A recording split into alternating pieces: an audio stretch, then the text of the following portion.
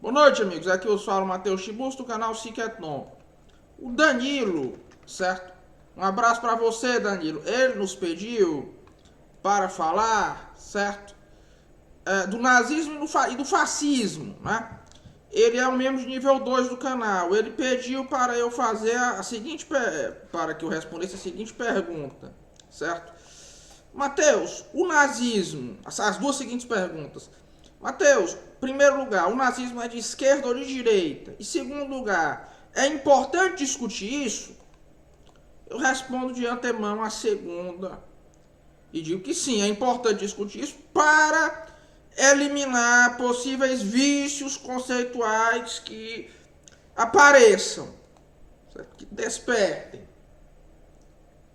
Isso é algo em grande parte necessário, inclusive, certo? Você enfrentar os vícios, você enfrentar os mitos históricos, os mitos da política. É sempre importante que se pense nisso. Então vamos lá. O que é o nazismo? O que é o fascismo, certo? E o que é a variante germânica dele, que é o nazismo? Bem, a Itália sempre foi o país, vamos lá, vamos desde o começo. O fascismo, embora o fascismo seja um termo que reúne uma série de ideias, certo? Que muitas vezes são chamadas assim equivocamente, o fascismo começa como um movimento italiano, que se dá na Itália, certo? E a Itália, como vocês sabem, tem um nacionalismo muito frágil, porque é um nacionalismo de Araque, né? É um nacionalismo que foi criado como, digamos assim, um ideal romântico, né? Da maçonaria, dos carbonários, contra a Igreja Católica, né?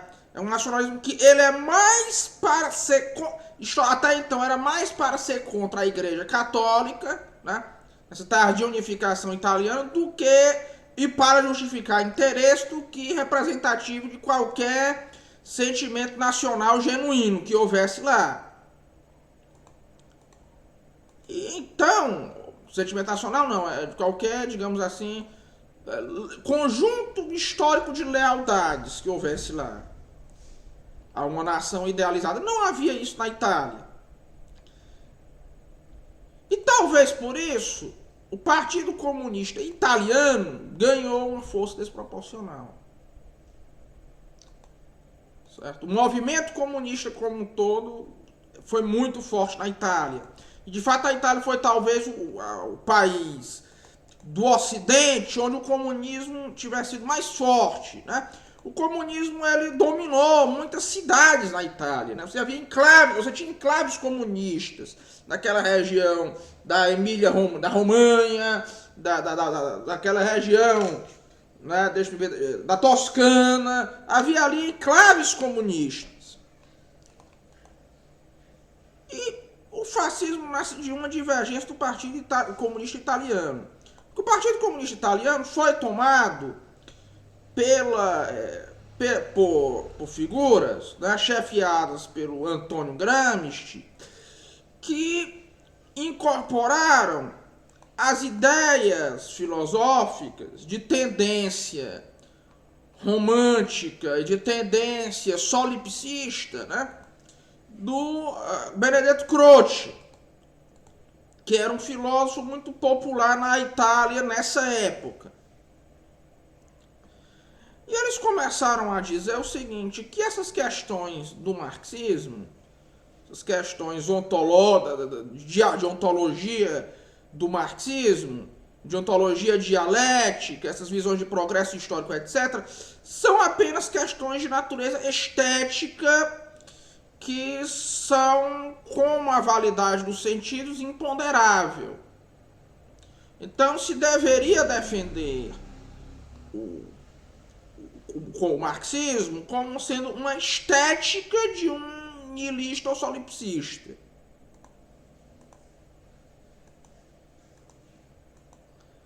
Como sendo um projeto estético. O problema é que outros líderes do Partido Comunista, certo?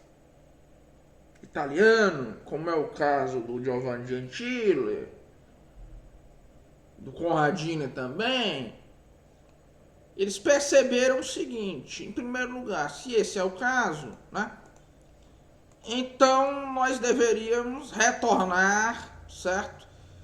Alguém poderia, a partir disso, justificar também a ideia de nação em termos de uma estética, né?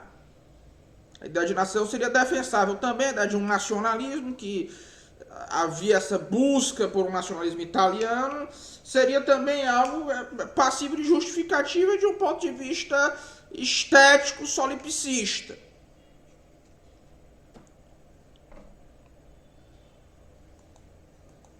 Então eles incorporaram, em primeiro lugar, isso aí, o conceito de nação, certo?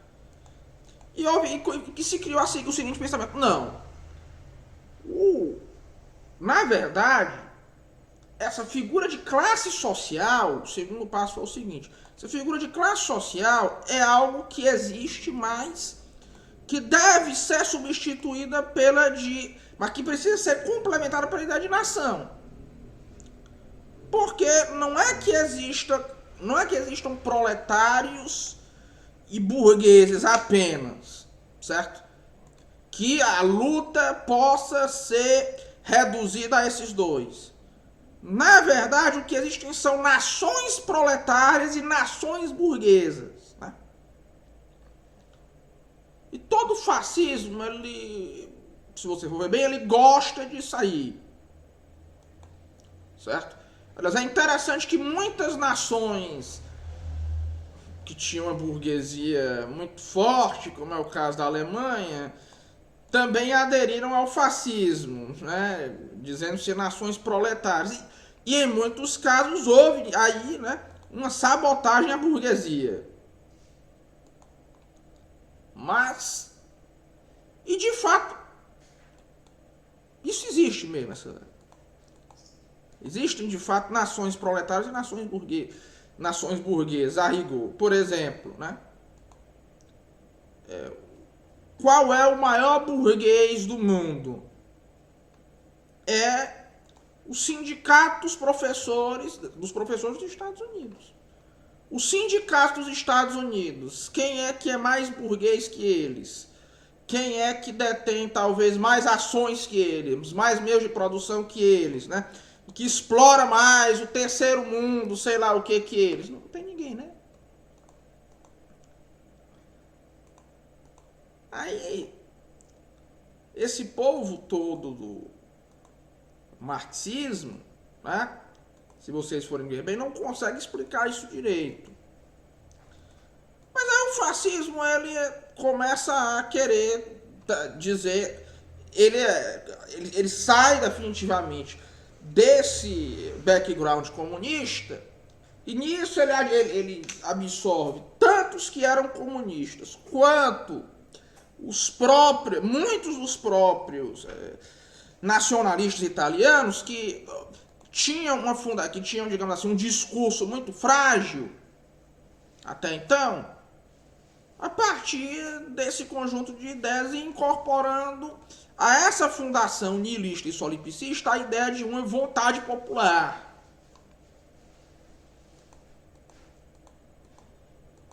Que a vontade popular, bebendo agora do Nietzsche, seria o elemento constitutivo de uma nação.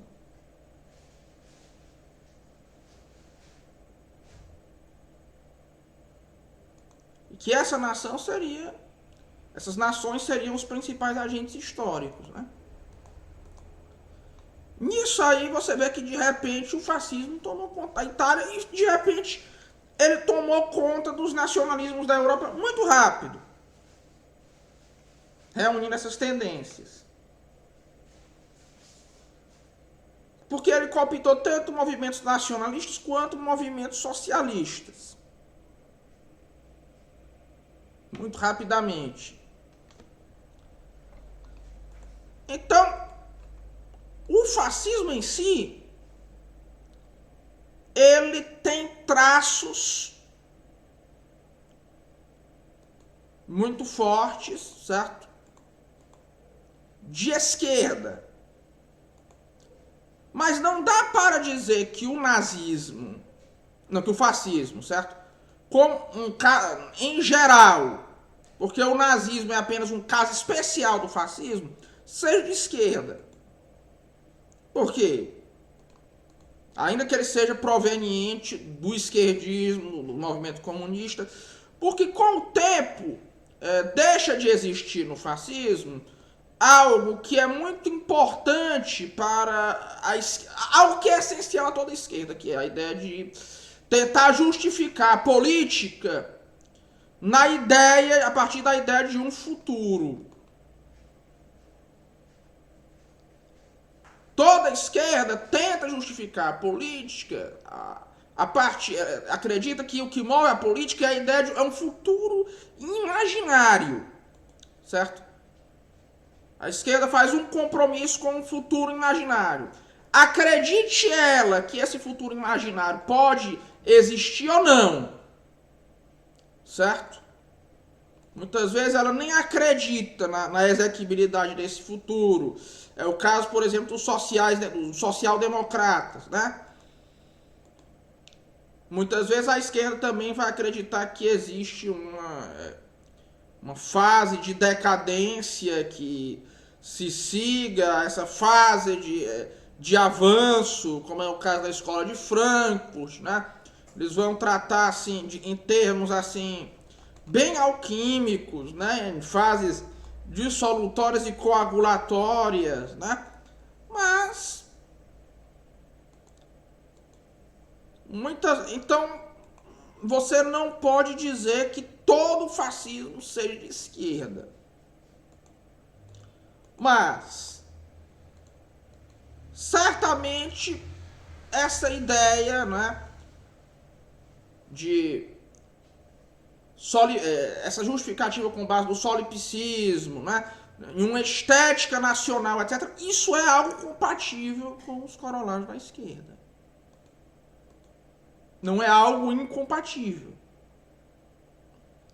Agora, no caso do nazismo, o nazismo muitos setores do fascismo, no caso, eles vão rejeitar completamente essa ideia de futuro, de que a política deve tomar como ponto de partida um futuro ideal, um futuro imaginário, né? Nesse aspecto, muitos setores do fascismo, como é o caso desses setores mais ibéricos, definitivamente não são de jeito nenhum de esquerda. Definitivamente não são de esquerda de jeito nenhum. Certo?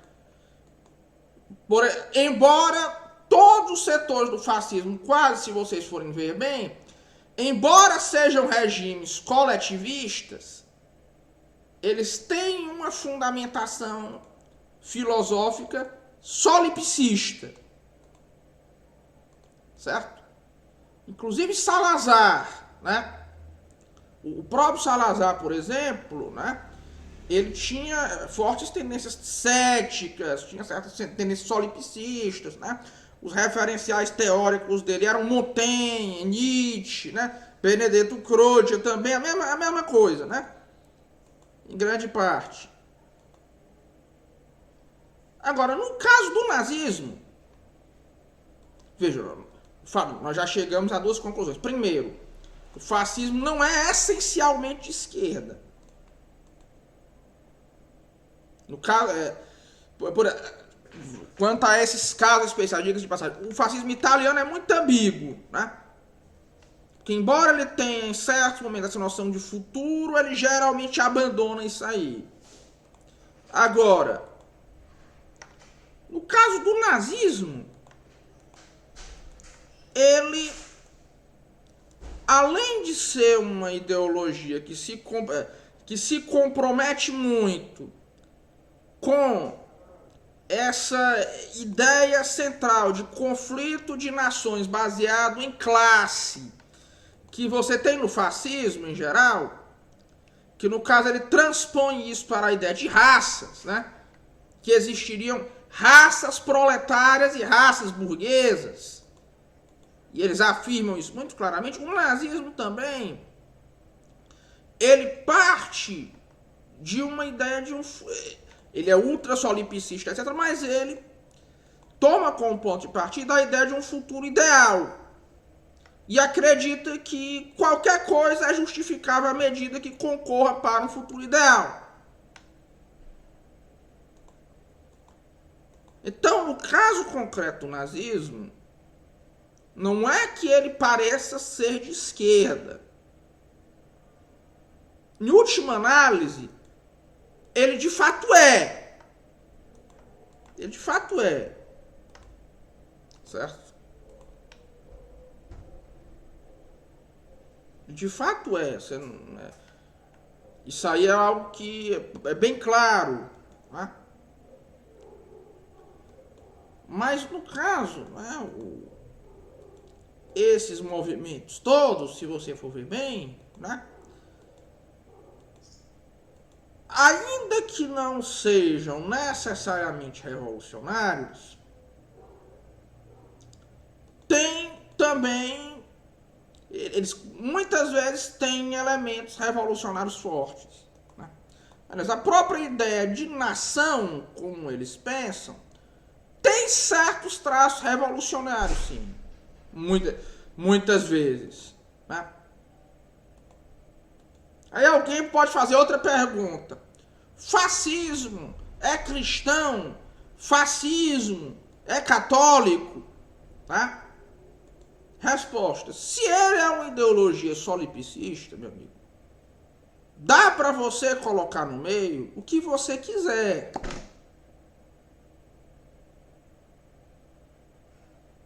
Porque se o fundamento de tudo está em um subjetivismo absoluto, então dá para você botar o que quiser.